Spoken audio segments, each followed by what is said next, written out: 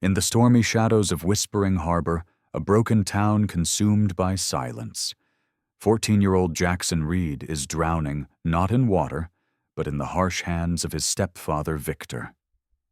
Every day, he carries the weight of a life too heavy for someone his age, working the docks in the biting winds, surviving abuse and dreaming of a way out. But in a town that has long since given up one stranger, Elias Thorne is about to change everything. Will this wealthy, mysterious man be the key to Jackson's escape from the nightmare he's known his whole life? Or will the shadows of Whispering Harbor hold him hostage forever before we dive into the story?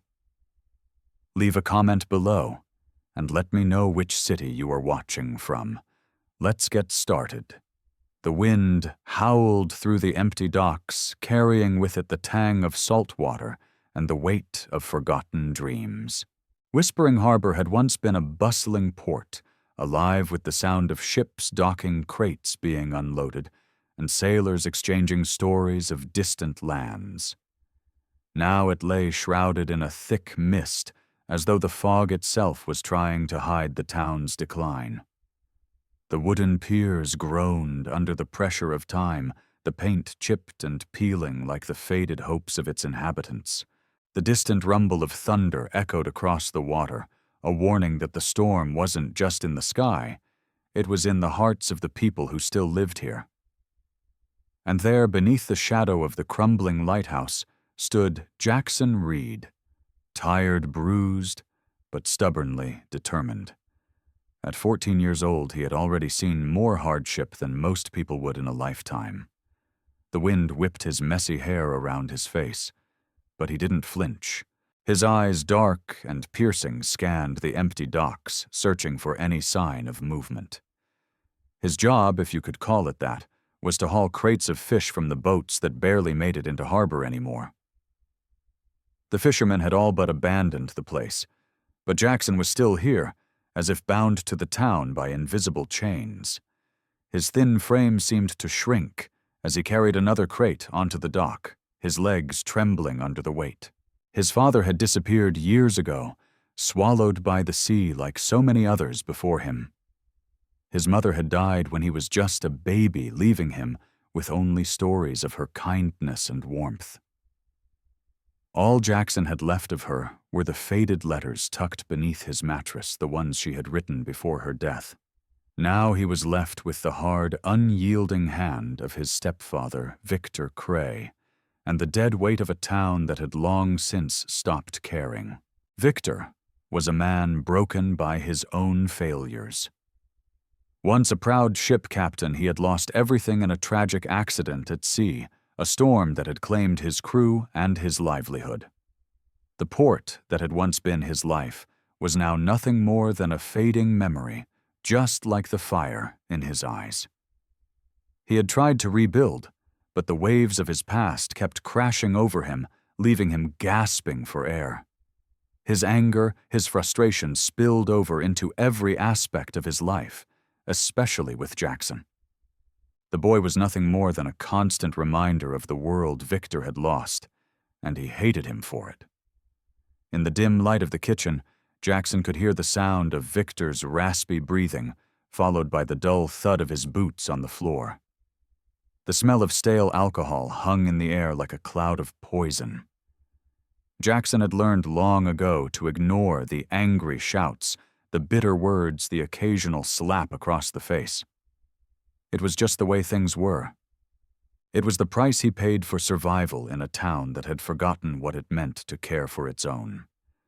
The house they lived in, perched at the edge of the town, was a relic of better days, a once proud structure now hollowed out by years of neglect.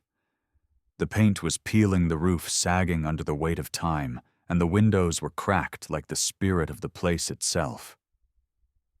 Inside, the walls seemed to close in on Jackson, the air thick with the smell of damp wood and decay.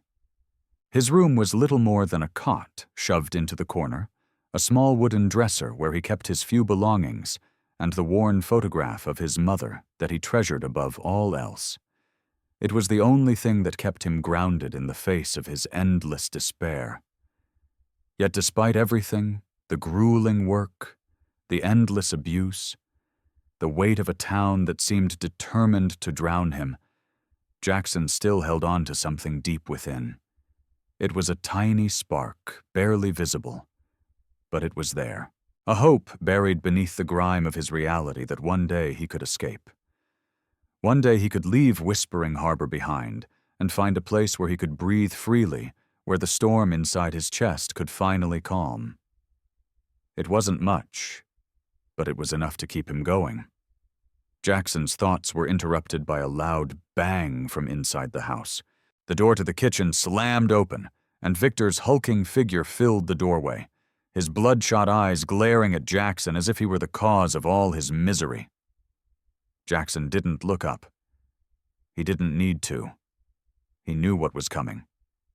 "Lazy, what the hell do you think you're doing out here?" Victor's voice was thick with the rancid smell of whiskey. He staggered forward, his hand reaching for Jackson's arm, yanking him away from the crate. "Get back inside and do something useful for once." Victor's words slurred as he shoved Jackson roughly toward the house. Jackson's body protested, but he didn't fight back. He knew better. Victor wasn't just a stepfather. He was a tyrant who held Jackson's fate in his hands. The boy had no choice but to obey, to endure. The world outside the house felt like a distant dream, a world that belonged to someone else. Jackson had learned to shrink in the face of his stepfather's wrath, to disappear into the corners of the world that Victor had carved out for him. His dreams of escape were just that, dreams. And dreams didn't survive in places like Whispering Harbor. As Jackson stepped inside, he was greeted by the familiar, suffocating warmth of the kitchen. The stove was flickering weakly, its heat a reminder of the life they lived here, cold but necessary for survival. Victor grumbled behind him, settling into his usual spot at the table where the remnants of his latest bottle lay scattered across the surface. Jackson moved to the corner, away from the sight of his stepfather, and sat down with his back to the wall. His mind began to drift again, like it always did in these moments. He thought about the stories he used to write, the adventures he dreamed of having in distant lands. In his mind, he was far away from the crumbling docks and the broken house. He was sailing the seas free to be whoever he wanted, unburdened by the weight of Whispering Harbor. But those thoughts were quickly crushed as Victor's voice broke through the fog of his daydreams. "Get me some food, boy." Jackson didn't respond, but he knew the drill. He stood and walked toward the pantry, his hands moving automatically as he gathered the scraps for a meal that would never satisfy. He didn't need to look at Victor anymore. He knew the routine by heart, the growl of anger when things weren't done perfectly, the fists when they weren't done fast enough. But none of it mattered. The only thing that mattered was getting through another day. The storm outside raged on, and Jackson felt the familiar weight of the harbor pressing down on him. It was always like this, heavy, relentless, unforgiving. Whispering Harbor was a town that devoured its own. But somewhere deep inside, Jackson still believed in the possibility of something more, something better, something that could pull him from the depths of this place and into the light. And so in the darkness of the kitchen, with the rain tapping softly against the windows, Jackson made a quiet vow. He would survive. He would escape. One day he would find a way out. And nothing, no mist, no storm, no man would stop him. The storm had settled into a steady drizzle by the time Elias Thorne made his way down the narrow, wet streets of Whispering Harbor. His black coat, almost as dark as the night itself, flapped against his legs as he walked with measured steps, his polished boots clicking against the cobblestone streets. The Millionaire's mansion, perched high above the town, overlooked the harbor, the lighthouse flickering in the distance like a forgotten beacon. Elias had come to Whispering Harbor for solace, to escape the relentless buzz of his past life, one filled with wealth and ambition, yet haunted by the loss of his family. For years he had wandered the world searching for meaning in remote places and quiet towns, like this one where the crowds were sparse and the memories could be buried in the silence. But on this evening something was different. A presence, something sharp, something desperate pulled him into the town's broken heart. It had been building for weeks now, an uneasy feeling that gnawed at his chest. His quiet walks around town had revealed little of note, except for the crumbling harbor, the overgrown houses, and the distant faces of people too used to pain to fight for change. Yet it was a few days ago when he had walked past the docks that he saw him, the boy, Jackson Reid. The sight of the boy working tirelessly beneath the harsh winds, his frail frame barely able to lift the crates, struck Elias like a punch to the gut.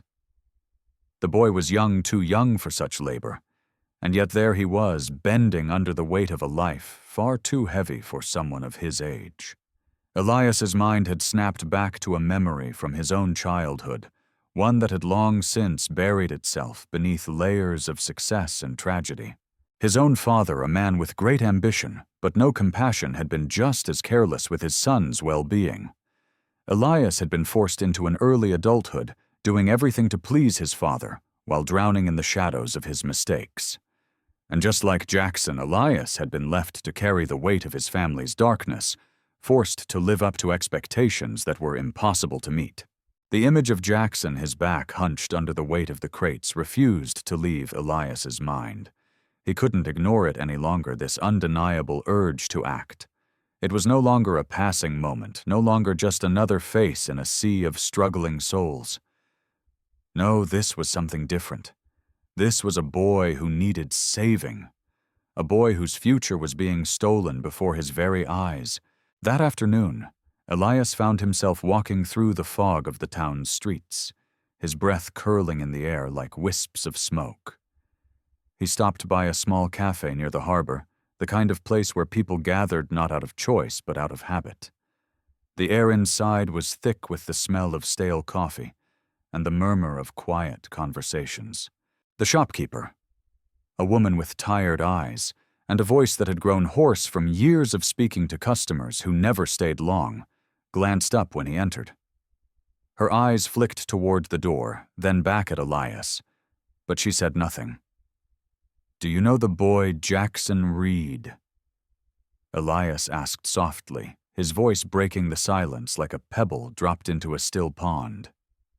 The woman stiffened her hands, pausing mid-motion as she wiped a cup with a rag.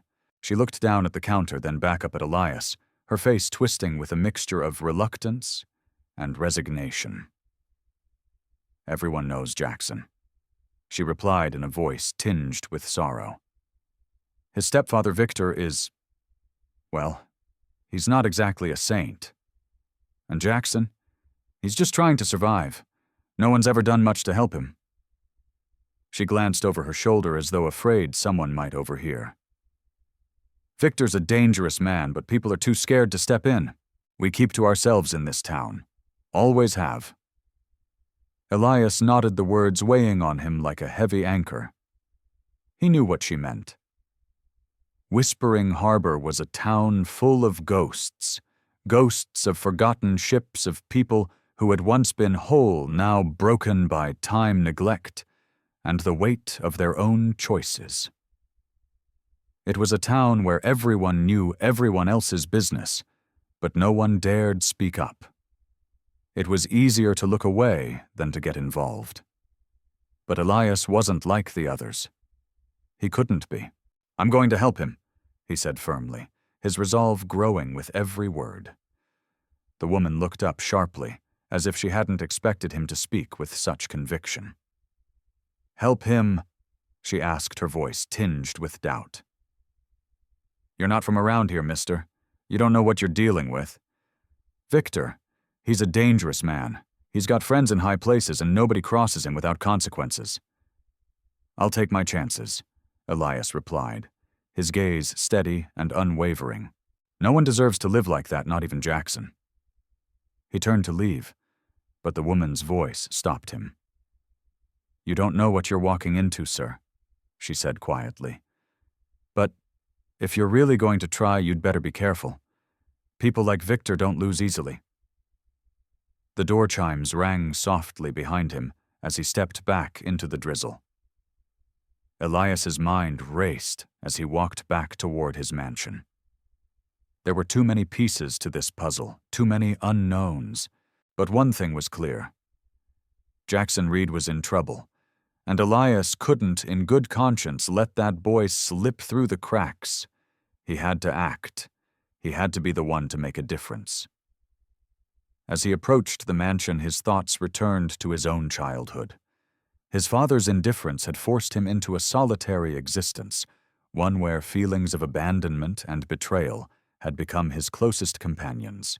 Elias had buried his past beneath a mountain of success, seeking solace in business deals and investments. Yet in the stillness of Whispering Harbor, it was all coming back. The guilt, the anger, the longing for a different life. He had been fortunate enough to escape his past, but Jackson didn't have that luxury. That night, Elias sat at his grand wooden desk, the soft glow of the desk lamp casting long shadows across the room. His thoughts remained fixed on the boy on Jackson's tired face, the calloused hands, the hollow look in his eyes. He'd seen too many boys like him in his youth, boys who were caught in the unforgiving grip of circumstances beyond their control. Boys who had dreams, yes, but no means to escape the cages they were born into. Elias's hand hovered over his pen, his fingers trembling slightly. He could feel the weight of the decision pressing down on him. He could choose to ignore it. He could choose to remain a distant observer, continuing his quiet life in the mansion, disconnected from the suffering around him. It would be easy. It would be the safe choice. But something inside him rejected that path. He couldn't just sit by and watch a child suffer. Not again. In the quiet of his office, Elias made up his mind. He would get involved. He would help Jackson no matter the cost. The following morning, Elias made his way down to the docks, determined to speak to Jackson. The boy was there just as he had been the night before, his small frame hunched under the weight of a heavy crate. Elias stood on the edge of the pier, watching him work, feeling the tension in the air. It was now or never. Jackson, Elias, called, his voice cutting through the mist. The boy froze for a moment, glancing up as if startled by the sudden interruption. His eyes widened when he saw Elias standing there. "Who are you?" Jackson asked warily, his voice low and cautious. "I'm Elias Thorne," Elias replied, stepping closer. "I've been watching you work for the past few days. I want to help." Jackson's eyes narrowed, a mixture of distrust and disbelief in his gaze. "Help? Why would you want to help me?" Elias smiled softly, his gaze steady. "Because I know what it's like to feel trapped, to feel like there's no way out. But I'm here to tell you that there is." For a moment, neither of them spoke. Jackson's eyes flickered between Elias and the ground, as if unsure whether to trust this stranger. The wind picked up again, and the sound of the waves crashing against the rocks filled the silence. "Do you want to get out of here?" Elias asked, his voice gentle yet firm. Jackson met his gaze, his face unreadable. But for the first time in a long time, he saw something in Elias's eyes, something real, something kind. And in that moment, Jackson realized that maybe he didn't have to carry the weight of his world alone anymore. The days that followed Elias's first encounter with Jackson were filled with uncertainty. Jackson, though intrigued by the offer, remained guarded, unsure whether Elias's concern was genuine or merely another passing moment of pity. Trust, after all, was a fragile thing. He had learned long ago that when people showed kindness, it often came with strings attached. Victor, his stepfather, had taught him that much. Each promise of better days was always tied to another round of abuse, another cruel word, another broken promise. So when Elias first offered a way out, Jackson couldn't bring himself to believe it. But Elias didn't give up. He didn't push, didn't force Jackson to make any decisions.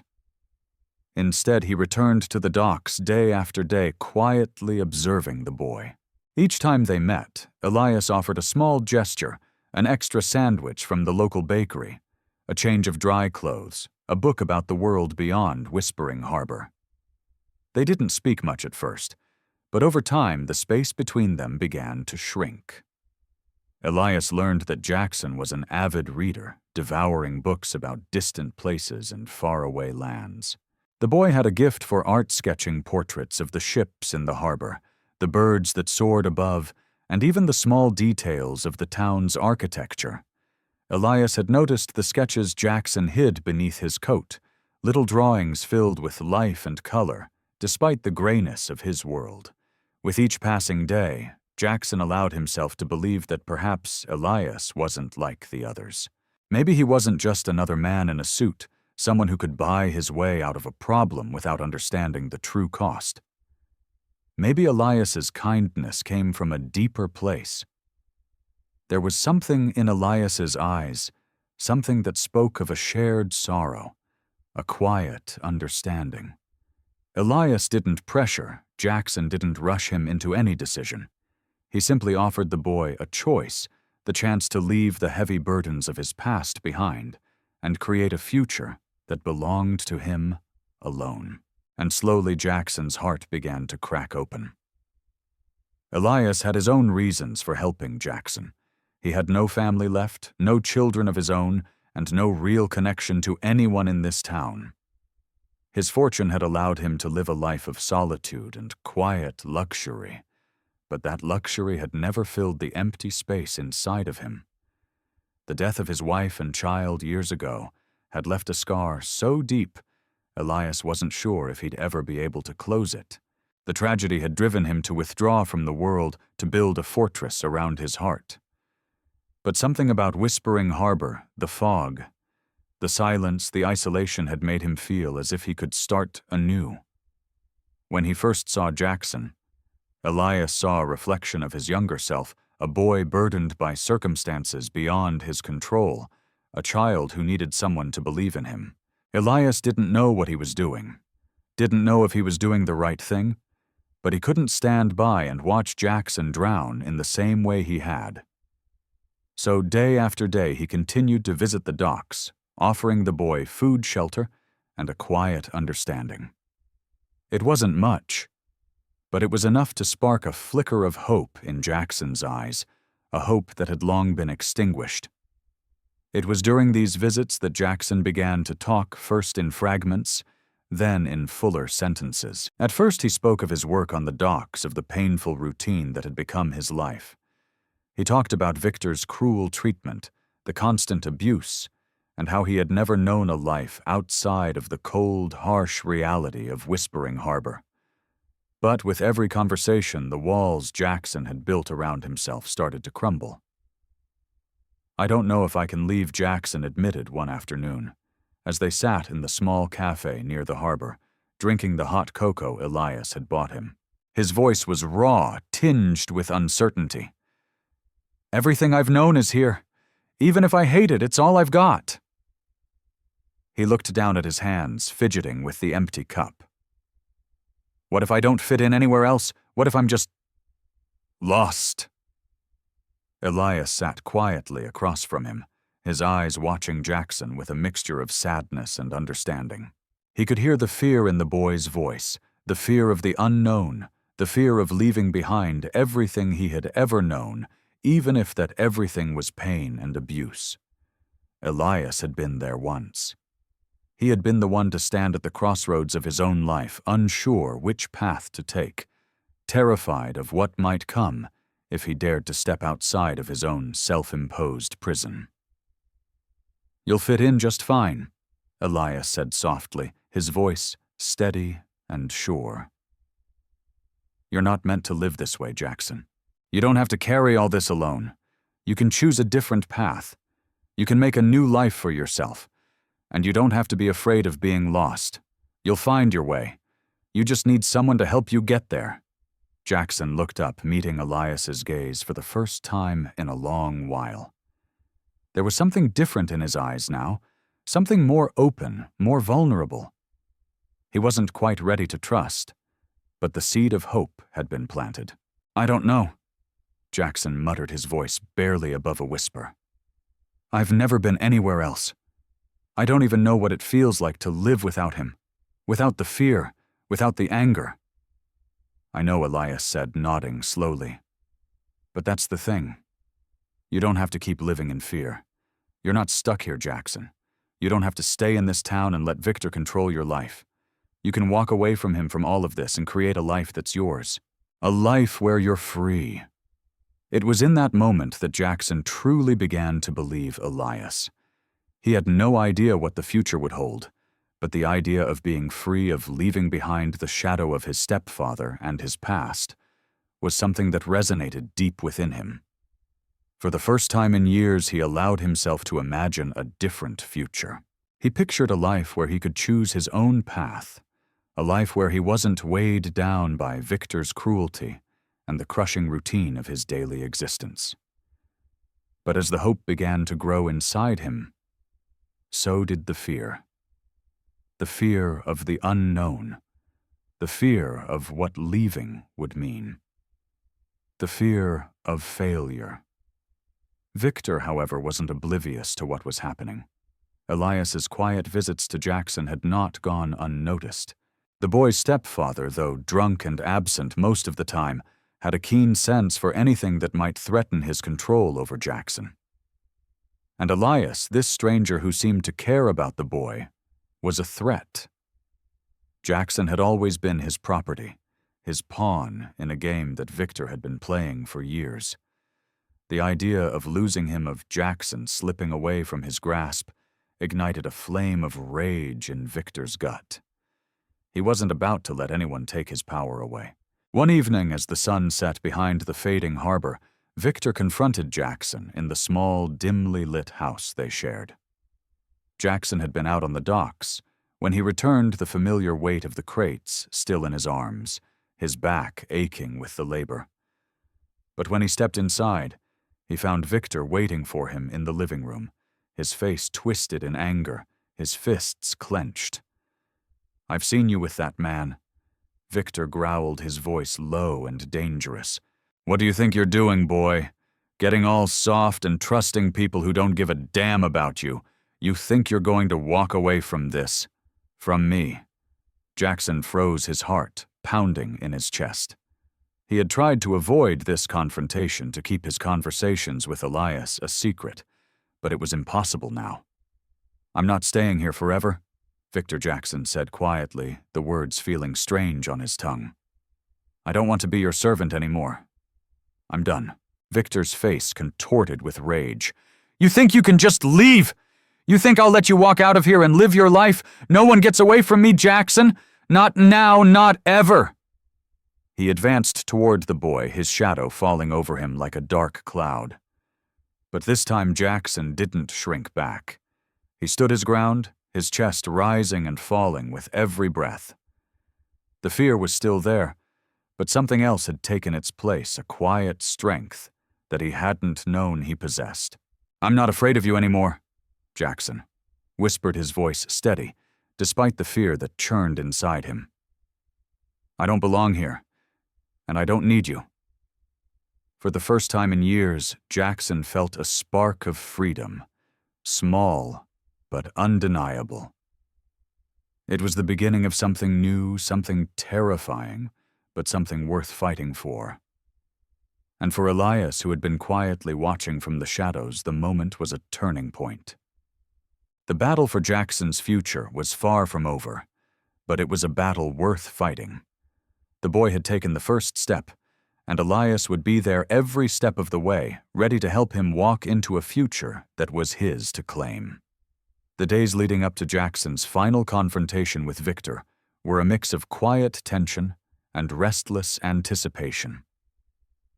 Elias watched from the periphery, unsure whether Jackson was truly ready to take the step that would free him from the toxic grip of his stepfather. It wasn't just about escaping Whispering Harbor. It was about finding the courage to choose a new life. A life that wasn't defined by fear, anger, or cruelty. Each visit to the docks, each conversation in the cafe had been a gentle nudging toward freedom, but Jackson still carried the weight of years of abuse. He had never truly lived for himself. His life had been dictated by someone else's desires, someone else's needs. To walk away from that without the constant pull of Victor's rage and manipulation was a step into the unknown. And no matter how many times Elias reassured him, the fear still gripped Jackson's heart. Elias had spent the last week working quietly behind the scenes, arranging everything for Jackson's escape. He had lined up a safe place for the boy to stay in a nearby town, far from the reach of Whispering Harbor's gossip and judgment. Elias had even gone as far as to secure a small scholarship for Jackson, something he had quietly arranged with the local school district, should Jackson decide to pursue his education beyond the life of menial labor he had always known.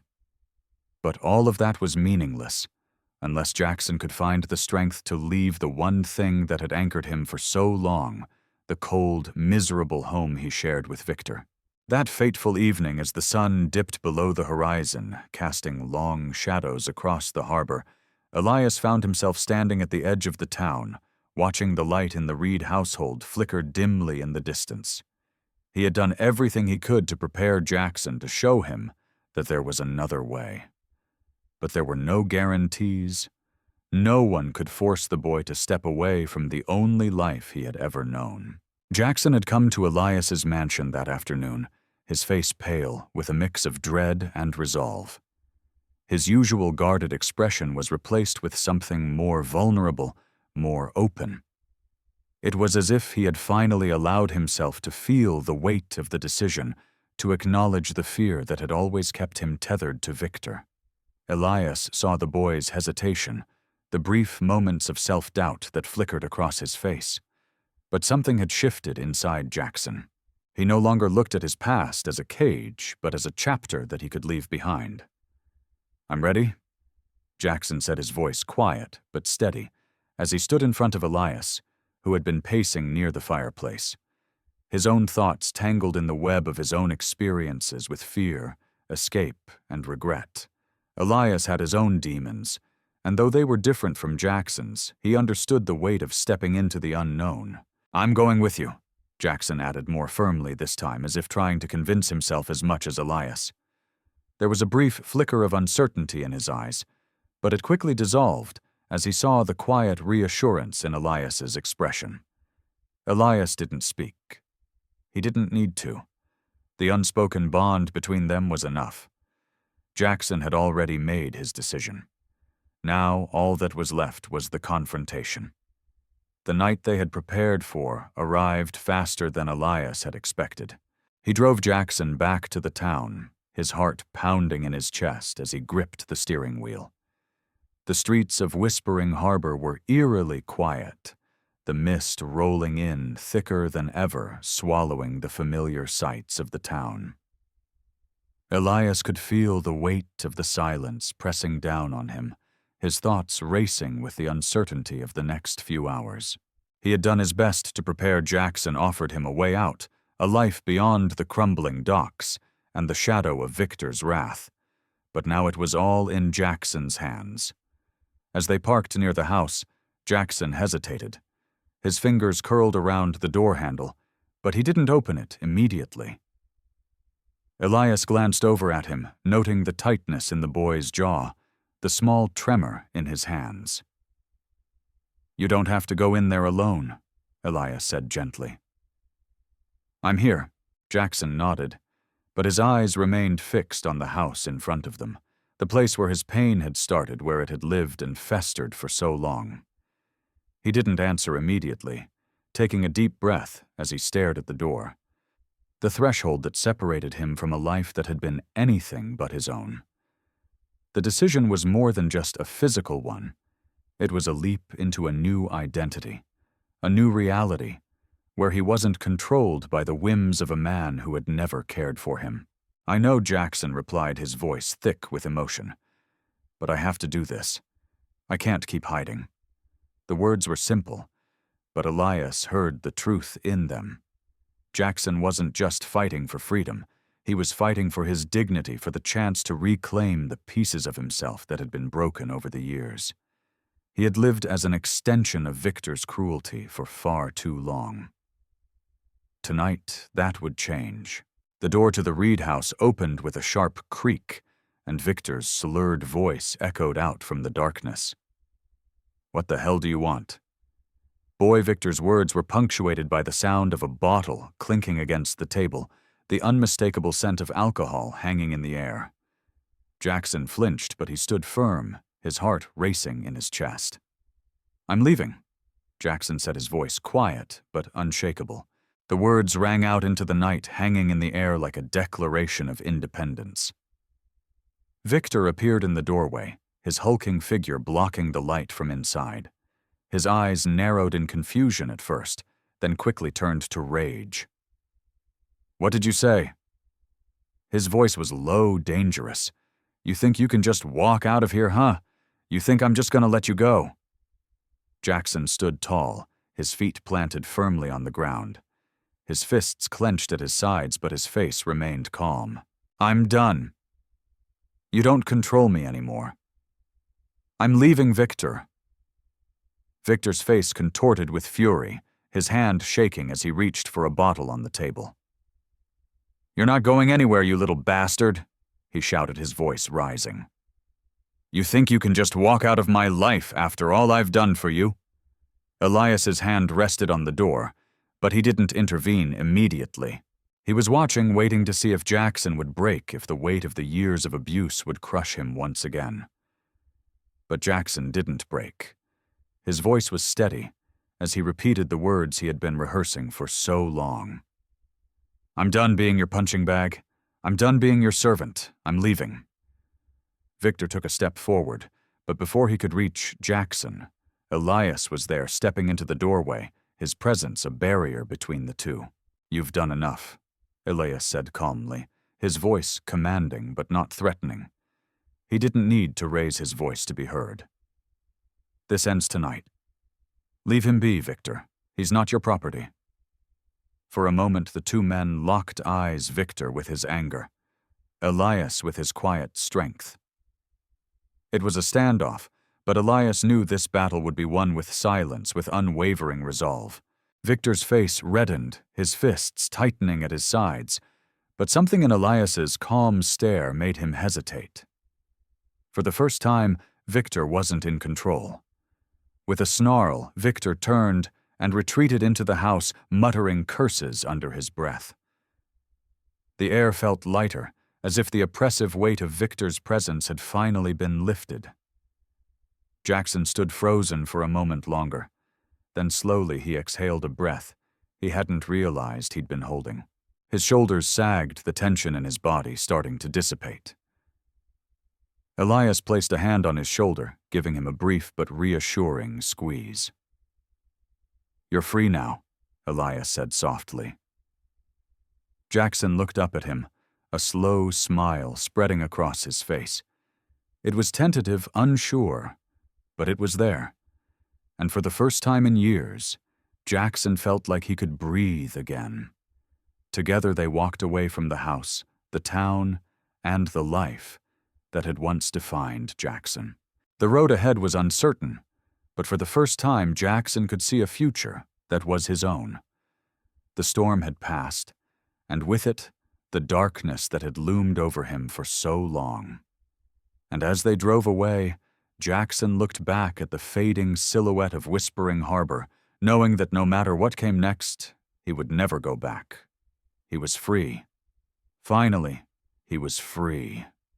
The weeks following that night were a blur of adjustment for both Jackson and Elias. The decision to leave Whispering Harbor, to finally break free of the life that had once consumed him, was not as simple as walking away. Jackson, though physically free, found that the remnants of his past clung to him in unexpected ways. The quiet isolation of his new life was overwhelming at times, the silence of freedom stark compared to the constant noise of Victor's rage. Elias had given him a place to stay in a small town just a few hours away, far enough to escape the prying eyes of Whispering Harbor, but close enough to feel the weight of everything he had left behind. Jackson had come to Elias's mansion uncertain and vulnerable, unsure of what to do next. The lavish house, though far from the dilapidation of his stepfather's home, seemed just as foreign to him. He had grown up in a world of scarcity where everything was earned with sweat and toil, not provided with ease. The idea of living comfortably without fear of a man's fist or harsh words was something Jackson hadn't known in his 14 years. It was as if the concept of peace of security was a distant dream, a fairy tale that didn't belong in his world. Elias, though patient, could sense the boy's discomfort. Jackson spent most of his time pacing the halls of the mansion, looking out the windows at the life he had left behind. It was a struggle for him to accept his new reality, one without the looming shadow of Victor, one without the daily grind of survival. Jackson's world had been built on survival, and survival was something that demanded constant vigilance. It was strange, almost unnerving, to have the luxury of time and space, the ability to breathe, without the constant threat of violence hanging over him. Elias, understanding the boy's inner turmoil, gave him time. He didn't push Jackson to open up immediately, but he made sure he was there when the boy was ready. One afternoon, after several weeks of silence, Jackson sat down with Elias in the study, his eyes tired and distant. He hadn't said much since his arrival, but now there was a shift in him. The wariness that had clouded his eyes was slowly dissipating, replaced by something that Elias had hoped for, a flicker of trust of hope. Jackson's voice was low, hesitant, but it held a new strength that Elias hadn't heard before. "I don't know how to feel about all this," Jackson confessed, his hands resting in his lap. "I've always had to fight for everything. Fight for food, fight for a place to sleep, fight to survive. But here, it feels like I'm waiting for something to go wrong. Like I don't deserve this." His words tumbled out in a rush, as if they had been building up inside him for weeks. "I don't know how to live like this. It feels wrong. I don't know what I'm supposed to do." Elias sat across from him, watching the boy carefully. There was a sadness in Jackson's eyes, a sadness that came from the trauma of years spent in survival mode. He had been forced to grow up too quickly to face the brutality of life at too young an age. And now, when given the opportunity to simply exist, to take time and breathe, Jackson didn't know how to handle it. The boy had never had the luxury of peace, and it was no surprise that he found it difficult to adjust. "You don't have to know what to do right away," Elias said softly, his voice calm and reassuring. "You've been surviving, Jackson, for a long time, but now you get to live. You don't have to fight anymore. And that's okay. You're allowed to take your time." Jackson looked up at him, the vulnerability in his eyes evident. "But I've never been given a choice before. I've never had the option to choose anything for myself." He swallowed hard, his voice catching. "It's just me now. I'm not sure I can do it on my own." "You don't have to do it alone," Elias replied gently. "You've already taken the hardest step by coming here. You've already made the choice to leave everything behind and start fresh. And you don't have to know everything right now. Just take it one day at a time. We'll figure it out together." Jackson nodded slowly, his eyes searching Elias's face as if looking for some kind of reassurance. Elias smiled, a warm, genuine smile that seemed to ease the tension in the room. He knew that Jackson had a long road ahead of him. There was no magic solution to the scars of his past, no instant fix for the pain he had endured. But Elias also knew that the boy had the strength to heal, to grow, and to find his own way. The following days were filled with small steps toward normalcy. Jackson began attending the local school, though at first he kept to himself, wary of the other children and the unfamiliar environment. He spent his evenings with Elias reading books that he had never had the chance to enjoy before his mind slowly opening to the possibilities of the world outside of Whispering Harbor. He took up drawing again, sketching the landscapes of the new town, the animals, the people, anything that caught his eye. Each stroke of the pencil was like a release, a way to let out the feelings he had kept bottled up for so long. Elias didn't rush him. He didn't expect Jackson to open up all at once, nor did he push him to talk about his past before he was ready. They spent their days in quiet companionship, and slowly the boy began to settle into the rhythm of life. He started to make friends at school, though his shyness often kept him from forming deep connections. But the isolation he had once felt began to fade, replaced by a new sense of belonging, even if it was still a fragile thing. Jackson's growth wasn't just about the physical distance between him and Victor. It was about the emotional distance, the slow, difficult process of unlearning the habits of survival, of learning how to trust again, how to live without fear. He didn't have to prove anything to anyone anymore. He was allowed to simply be. And that perhaps was the hardest part of all. One day, weeks after that initial conversation with Elias, Jackson found himself standing in front of the mirror in his small room, looking at the reflection that stared back at him. For the first time in a long while, he saw something different in his eyes, a quiet strength, a flicker of confidence. He wasn't the same boy who had been forced to work the docks to endure the harsh words and blows of his stepfather. He wasn't the boy who had spent every day fighting for survival. He was Jackson Reid, a boy who had been given a second chance, a chance to redefine who he was. In the days that followed, Jackson's transformation became more evident. He joined a local art class, something he had always wanted to do, but had never had the opportunity for. He began volunteering at a local animal shelter, his love for animals growing as he spent time caring for them. His sketches became more detailed, more expressive. He started to take pride in his work, in the life he was building. Elias watched it all unfold with quiet pride. He had offered Jackson the chance to leave the past behind to start fresh, but it was Jackson who had taken the step. It was Jackson who had chosen to embrace his future, to shed the weight of his past.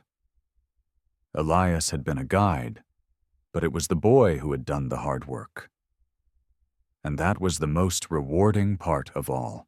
Over time, Jackson's sense of self grew stronger, and Elias knew that the boy had found his place in the world. He wasn't the same boy who had arrived in the mansion weeks ago, fragile, unsure, burdened by the weight of his past. He had transformed into someone new, someone who was learning to live, to trust, and to hope. And though there were still days when the shadows of his past crept into his thoughts, Jackson had learned to face them, to see them, for what they were, ghosts of a life he had left behind. The final test came one late afternoon, when Victor, having heard rumors of Jackson's escape, showed up at Elias's mansion, his face twisted with rage and desperation. He demanded to see the boy, threatening to drag him back to Whispering Harbor, back to the life he had been forced to endure. But Jackson, standing firm in the doorway, didn't flinch. He didn't need to speak.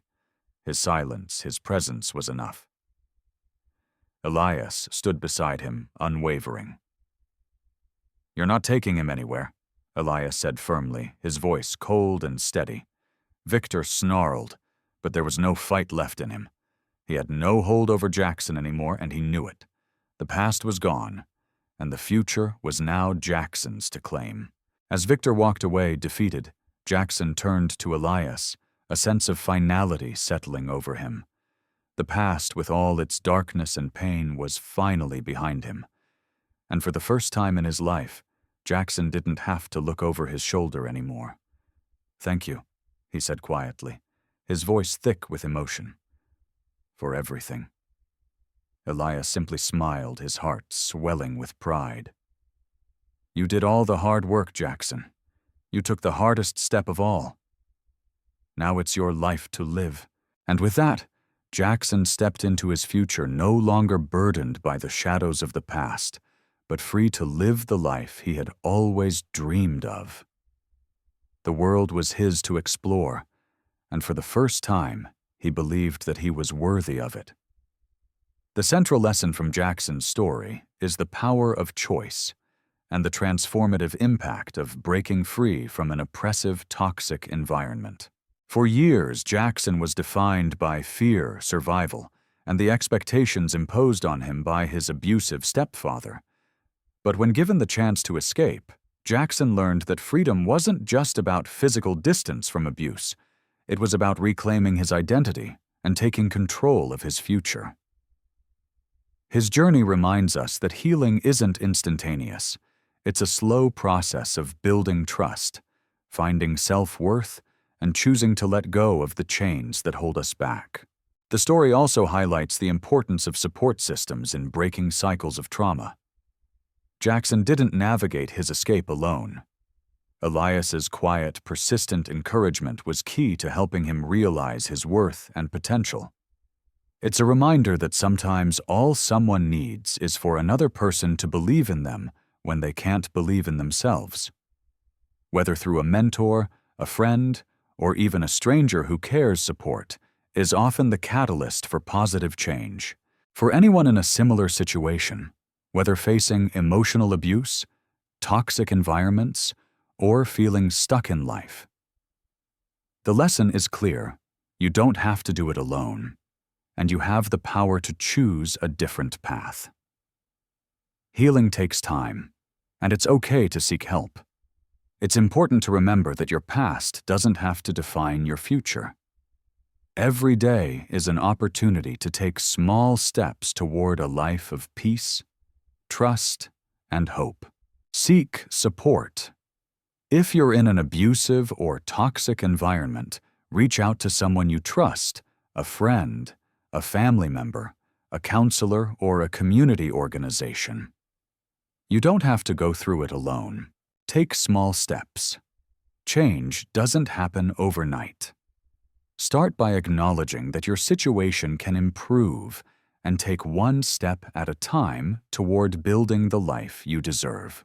Believe in yourself, healing, and growth. Start with self-belief. No matter how heavy the past may be, remember that you are worthy of happiness and peace. Thank you for taking the time to read Jackson's story and reflect on its lessons. Whether you're on a personal journey or supporting someone else, remember that every step forward, no matter how small, is a victory. Please share your thoughts or stories in the comments. I'd love to hear how this story resonates with you.